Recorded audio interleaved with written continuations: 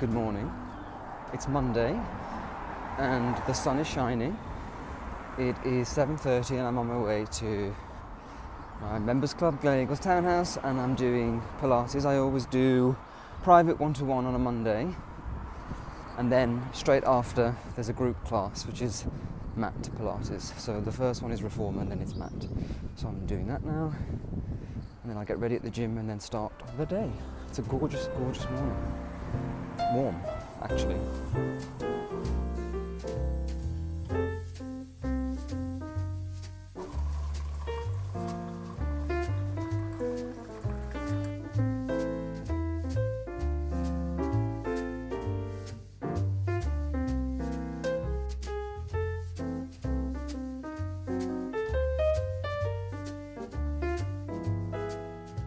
Well, I'm just back from Pilates. I haven't been for like a week because I was travelling with Nathan. We went to Derbyshire to stay at Chatsworth and then to Weston Park, so we were away for 5 days. So all last week I didn't go to Pilates, and it's quite amazing how when you take a little break, you have to get back into it and your body is kind of feeling the pain.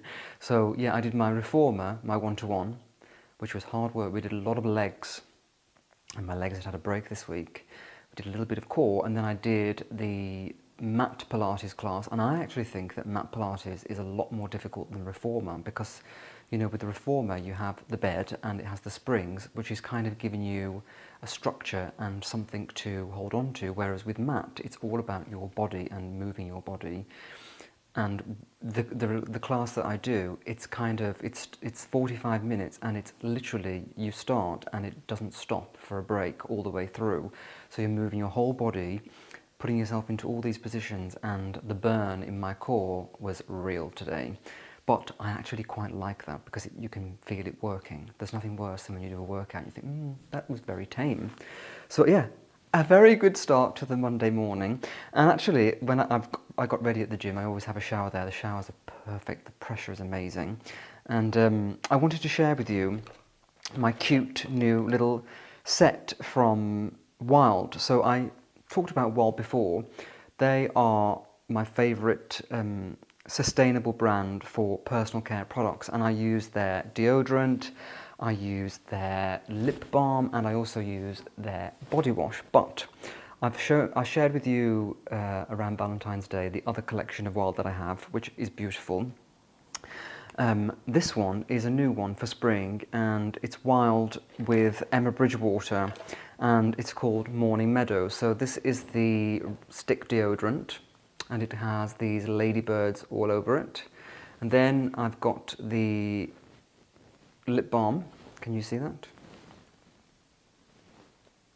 There we go. And the body wash has these bees all over it. Very, very cute. So first off, this lip balm is my number one lip balm that I always use. It's just a natural lip balm. It doesn't have any fragrance. So it's nice that you get the lovely container, and this is refillable. So when you have finished it, you just refill it and you get to use the case again. So it really eliminates a lot of waste. And a lot of people always say to me, "Oh, are you wearing lipstick? What are you wearing on your lips?" And it's always just my Wild lip balm, and it just keeps my lips moisturised and beautiful. The deodorant, again, when you are having a very busy day, like I run around all day, quite non-stop, and especially after you've done a workout and you've had a shower, this is my number one favourite deodorant. Wild deodorants are so good, and I love that they are sustainable. So they come in these cases, and again, when you have run out, you get the refill, you pop it inside, so you're never ever having to throw this away. So that is saving so much waste going into landfill, saving lots of plastic wastage. So that is one of the reasons why I love Wild so much, is because you are really doing your bit for the environment.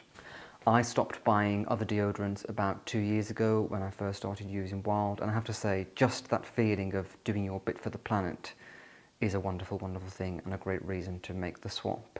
So yeah, this deodorant has 24-hour odour protection, it is aluminium free, and it is dermatologically dermatologically tested. I can never say that one. But yeah, this lasts me 24 hours.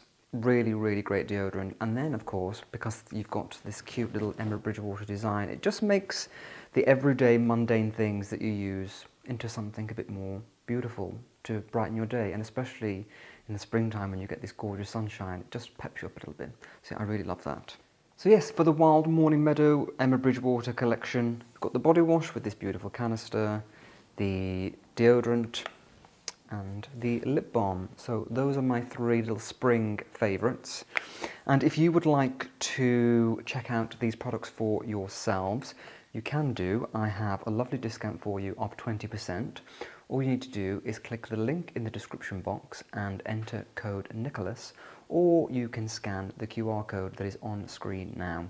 So use the code Nicholas for your 20% off, and that is on every product that Wild has, so you can enjoy the 20% off all the products, not just these ones. And I do think that making that change to something more sustainable, not wasting lots of materials, lots of plastic, doing your bit for the environment with a beautiful product is something really great and something that I love. So yeah. It's a really gorgeous day now. The sun is out in full force. I'm walking down into Stockbridge, which is a beautiful little part of town, and my friend Graham has a shop there called Grow Urban where they sell houseplants, but they also have outdoor ones as well, and I think I need to get started on my garden because I've been putting it off. It needs to be cleaned, the stone, and then I need to replant some of the window boxes and maybe some other things. So I'm going to go and have a look to see what he's got. And they also do great coffee, so I might grab a coffee as well.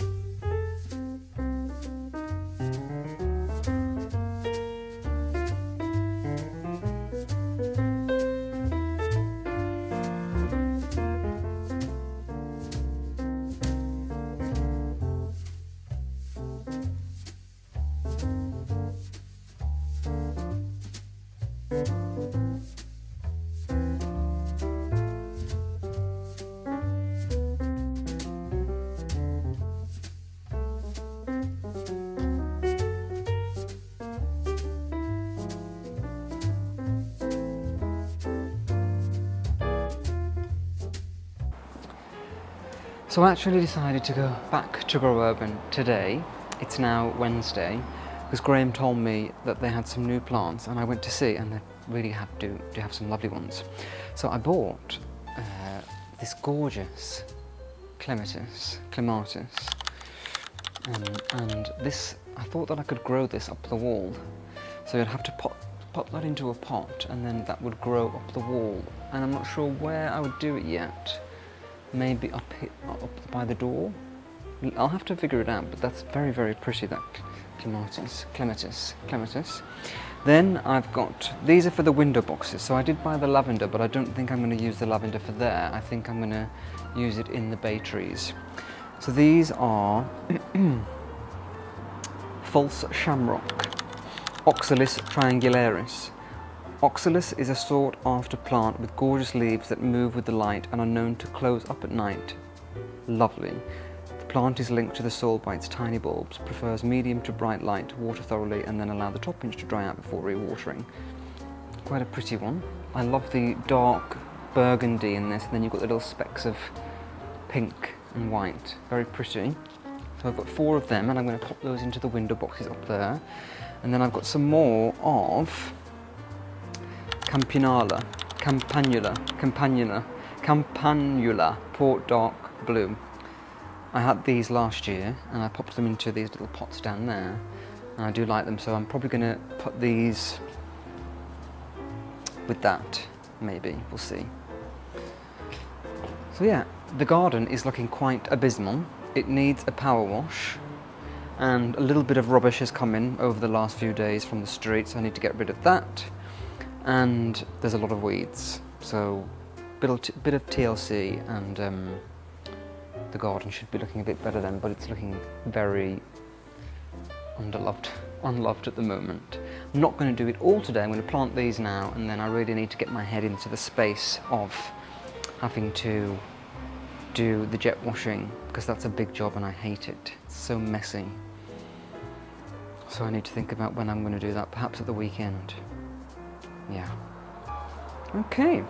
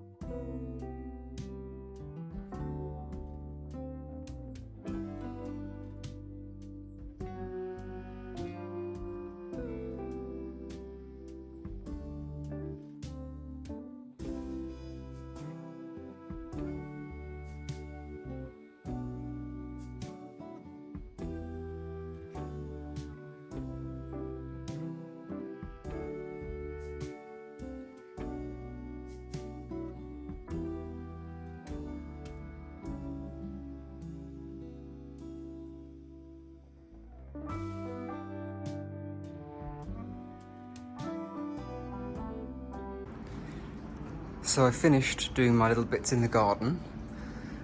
So I planted the clematis into this mop bucket here that I got from the Cotswolds with this. What is the name of that? I always forget that. I saw it earlier.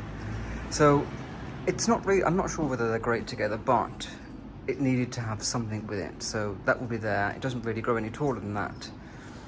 Oh my God. Hellebore. Is that hellebore? I forget. I'll find out. And then the clematis will grow taller. I've planted the lavender into this, and I want to do the same on the other one, but I need to buy more of them. So hopefully that will spruce out. I love my little chair with my rosemary. I just like little nonchalant moments like that in the garden where you have, it looks like it's been put down and forgot about, like the watering can as well, and the basket. The tree, oh my God, I'm hopeless with names. I really hate the red leaves. It makes it look like autumn, but they do turn green eventually, so I'll be glad when that happens, because I really don't like the redness. It really brings an autumn vibe to the garden when it's not autumn anymore. And then here, over by the steps, one of those that I replanted in there, the wind blew it down a few weeks ago, the pot smashed, so I've took that out. And up here, I had a little bit of the lavender left, so I've popped it into this cute little pot. I have this Acer tree, which is quite beautiful. It's just started to leaf. And my hydrangea, that should be coming soon. And then the window boxes, they are now planted. So yeah, a little bit of effort, and it's looking quite nice. Need to do the cleaning now with the stone, because you can see it's green and it looks terrible. Do the weeding, and I'll jet wash this weekend, I think, before I go to Mallorca.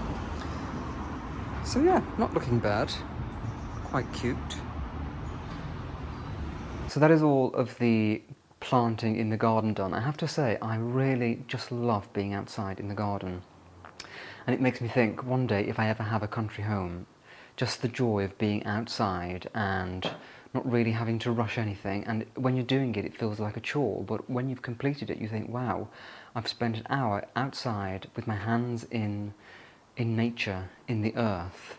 And when you've finished everything that you've done, you look back and see how beautiful it looks. It's just such a wonderful thing, and you can see why people get addicted to gardening. I just wish that I had a little bit of a bigger space and a little bit more of a green thumb, because as you all know, I'm pretty hopeless with plant names, knowing what they're all called, and knowing my gardening knowledge isn't the best.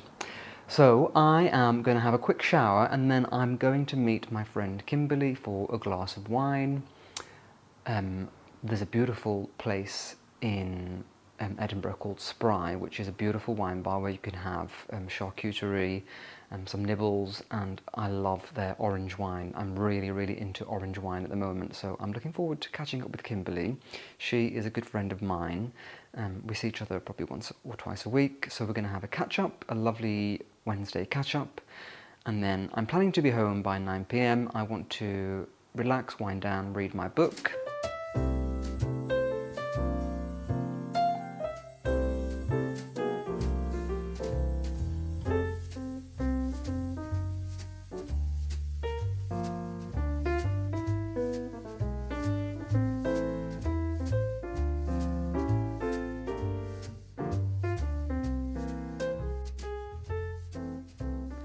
I had a really gorgeous evening last night with Kimberly. We went to Spry, like you just saw, and just such a lovely atmosphere. And it really made me realise about Edinburgh, how beautiful it is and how lucky I am to be here. And I've been here for, it's going to be 7 years this December. I remember when I moved here with my ex-boyfriend, I didn't want to come to Edinburgh. He wanted to live in a city and he wanted to live in Scotland, so Edinburgh was the choice. And I virtually came here kicking and screaming, and I just couldn't imagine having any friends, building a life. And I remember we moved at the very end of December, and on New Year's Eve we managed to get a space in a bar, and we were sitting there together, and all around there were groups of people, friends, having fun, laughing, and I just felt so sad and lonely that I didn't know anybody, and I just couldn't imagine making friends. And now fast forward 7 years, and I have a really full life. This week I've seen friends nearly every single day. If I want to, I can meet people, go out, do things every night of the week, and my life feels really full and beautiful. But there is something still missing, and this is the thing that I've been battling with. I feel like I exhaust everybody here on this channel with my question about whether I should leave or stay. And it seems that wherever I travel to for a trip or a holiday, I'm considering it as a move. So you may remember last year, I was in Paris with Nathan. We went twice, and I thought that I could perhaps live in Paris. And then I've thought about living in the Cotswolds, because I used to live in the Cotswolds previously with my ex-boyfriend, the one who I moved to Edinburgh with. And I liked it there. It's a beautiful place, but I felt very isolated, didn't have any friends there, and I lived there for a few years. But I do love a country lifestyle. Like earlier when I was in the garden and I said I really enjoyed being outside, being in nature. I do really love being outside and the garden and country life. It's just in me somehow. And then this year, at the beginning of this year, we went to Amsterdam, and I could definitely imagine myself living there. And I think the reason that I'm always toing and froing about what I want for my life is because I'm the type of person who likes to reinvent a lot. I've reinvented my whole life. I've talked about reinvention quite a lot as well, how I've gone through various different stages of my life and always tried to keep things fresh and keep things from becoming stagnant. And I think to do that, you have to continually push yourself out of your comfort zone, like I did when I moved to Edinburgh. I didn't want to come here, but I did, and I made the best of it, and now I have this really wonderful full life. But I feel like even though it is wonderful, it's not really anything is changing. The life that I've had for the last few years, in terms of friendships, in terms of relationships with men, nothing's really changing. My friendships are wonderful, and I love all of my friends, and we have the best time, and I've got some really wonderful friends, so I'm not really referring to them, and I've made lots of new ones as well. But in terms of my lifestyle, it's kind of just looping. So I'm going to the same places, I'm seeing the same things, And in terms of a man, I'm not really meeting anybody. In fact, I'm meeting some really awful guys. I mean, I've had really bad luck with men over the last few years. So when you start to realise that, you have to think, well, do I need to now change something about my life and make a change? And I think the most obvious one is by moving. If you are looking to meet somebody, to fall in love, to have a life with someone, I've been in Edinburgh for 7 years, I haven't met that person yet. And it is very, very limited in terms of men here. Even for straight people, it's hard. So when you take it into being a gay person, that takes a lot of the numbers out of it as well. So you have to think, do I need to make a change if I want to change my life? And that is something that I've always been able to do. I've never really waited for anybody to come to me and for things to happen for me. I always make them happen for myself. So I'm kind of in a catch-22, feeling very torn about, yes, I've got this really beautiful, happy life, and I can genuinely say I'm so content in many ways, but do I want to... There's always that part of me that's thinking about what could happen next, things that are bigger than this life. And I do think the potential for that is something quite special. I could have an even better life, even more things going on if you just push yourself out of your comfort zone. Something that I wanted to tell you about that happened to me recently, it's been a really difficult start to the year. As I have shared, my aunt died, and then Sophie died, and then something else that happened that I haven't shared with anybody online is that I dated what I really believe is to be a narcissist. I think I met a really awful man, and it was totally the wrong time when I was vulnerable. I'd lost my auntie. Sophie hadn't died when I met this guy. She died shortly after we'd been seeing each other for a little bit, but I was in a vulnerable position. This guy came along who was super charming, swept me off my feet. I saw him nearly every single day. He made me feel special. He wanted to see me all the time. And I remember when Sophie died, he was there for me and made me feel like there was hope, because I was feeling very, very low about that. I knew it was going to be a hard thing. But I had him in my life, and I thought, maybe this person has come into my life at the perfect moment to help me move on to the next part of my life. Sophie won't be here, but at least I have this person. And I think because she died and that happened, that I was even more vulnerable than ever. Because I'm very good at listening to my gut and knowing when something perhaps isn't good. And with him at the very beginning, I had a few things that happened that made me think, oh, do I need to be very careful with this person?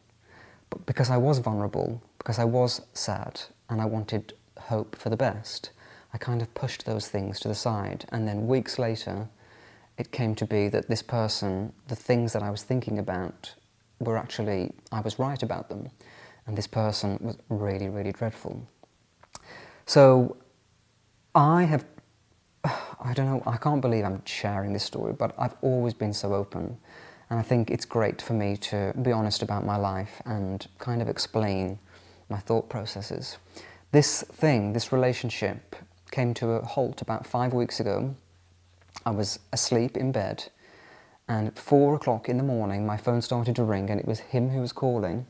But when I picked it up, it was somebody else, and they explained that they were this person's boyfriend, that they'd been dating for a while, that he'd had suspicions, and that he'd gone through his phone while he was sleeping, and he saw all the messages from me.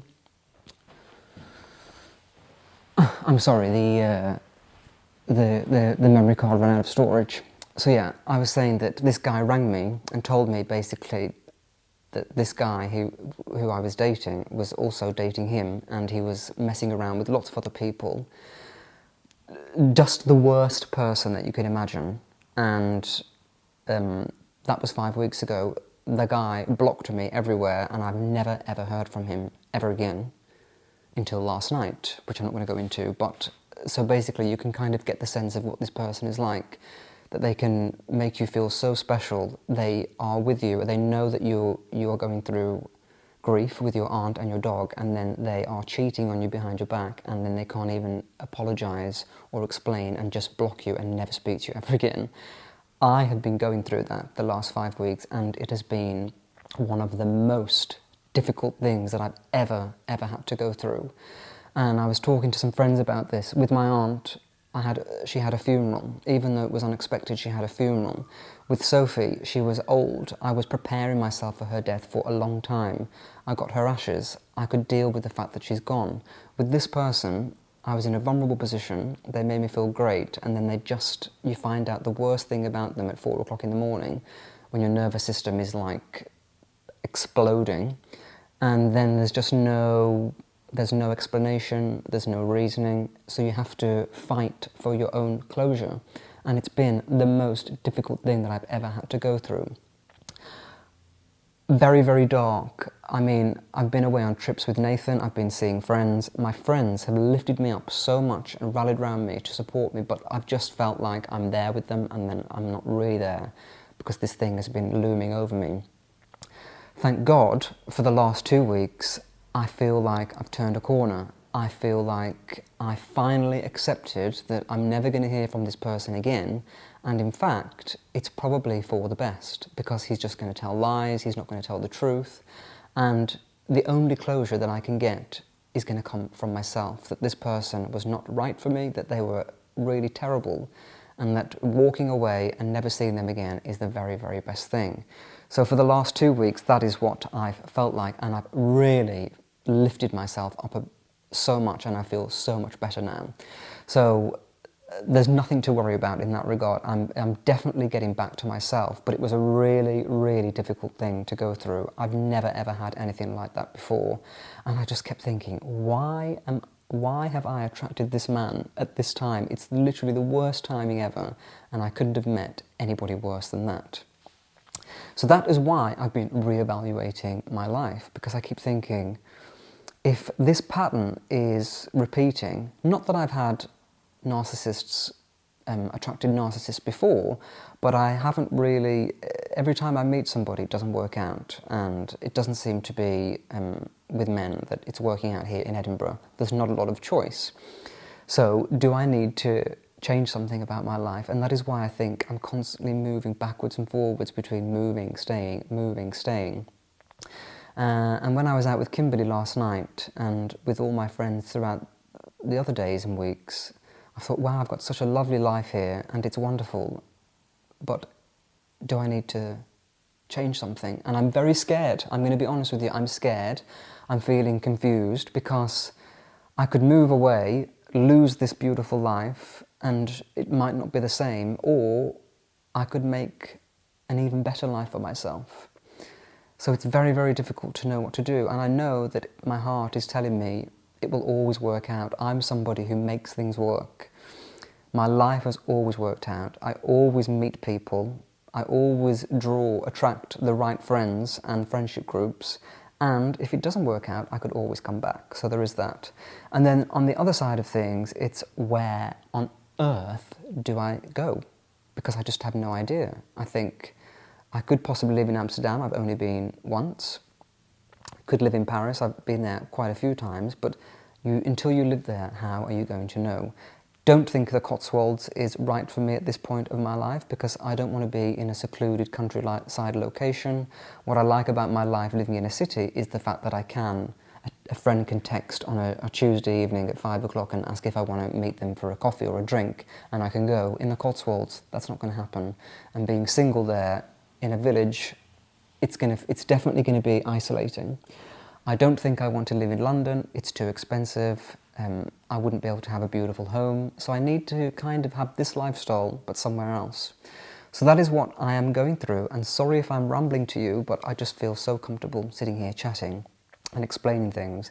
And also, I've had some great advice from people before, and I think sometimes it is a good thing to put things out there and hear others' experiences about what they've done in their lives, just to help you reframe things and maybe see the best thing to do. So yeah, that is where I'm at. I'm kind of at the point of, I'm definitely going through a change in my life where this has happened to me before when I realise it's time to move ahead, move on, or remain as things are. And I think that I want things to grow and to change in all areas of my life. So it's about this year really thinking about what I want and trying to make some decisions. So I just wanted to explain all of that because I think sometimes it may appear irritating that I'm constantly backwards and forwards between, oh, I love Edinburgh, it's this amazing place, I've got so many great friends, but then I'm always talking about, do I move? So that is a very personal topic, and I didn't think I would ever share about that guy because I just thought it doesn't really bring anything to this channel, but I think it helps you to understand why I feel so it's time for change. It's time to think about whether it's time to move on and do some different stuff in my life. But yeah, I'm so glad to be feeling back to normal. Just a few weeks ago, I was really in a dark place, very dark. I just felt like I couldn't get closure. I felt like I was never going to feel happy again. Nothing was making me feel happy. And it just felt like there was a huge cloud. So to have that lifted and to feel like, yes, I don't need this person's apology. I don't need to speak to them ever again. And to really realise what they are, it's a wonderful thing. But if any of you are going through anything similar, please do reach out to me, because I know that when I was going through that, I was searching. I was searching for answers. I was telling everybody who would listen. I was quite erratic about it, meeting, people who I don't really know that well, telling them about it, because I needed to have answers, like, what do I do about this situation? It's hell. So if anybody is going through something similar or anything, and you want me to give you my advice, then I'm happy to do so, because yeah, I was scrambling for opinions and for advice and what to do. And I'm somebody who likes to hear about other people's experiences. So yeah, I wasn't really planning to make this video about this topic, but I think it's great for me to get it off my chest. It's great for me to explain where I am, and maybe you can all help me to kind of get some clarity on that situation. Oh, I feel great now. I feel so good that it's off. I saw Nathan earlier. We had a coffee together, and I told him about the fact that I was thinking about talking about this. And he's very good at advising me on those things, about maybe you should, maybe you shouldn't. And he said, I think you should definitely talk about it. So that helped me to really think, yeah, I am going to talk about this. It's a big thing in my life. And a few people were messaging me and leaving comments saying, I can tell that you're still very sad about your aunt and Sophie. And I am. Like, I do miss Sophie a lot, but I feel at peace with her death and my aunt's. It's not like this thing that's making me really depressed, but there was obviously a sadness there that people could see. So maybe it's best that I've told everybody. But yeah, I'm better now. And I really do feel like good things are coming. Some really good things. So thank you as always for being there, for listening. It's great how I can just share everything with all of you.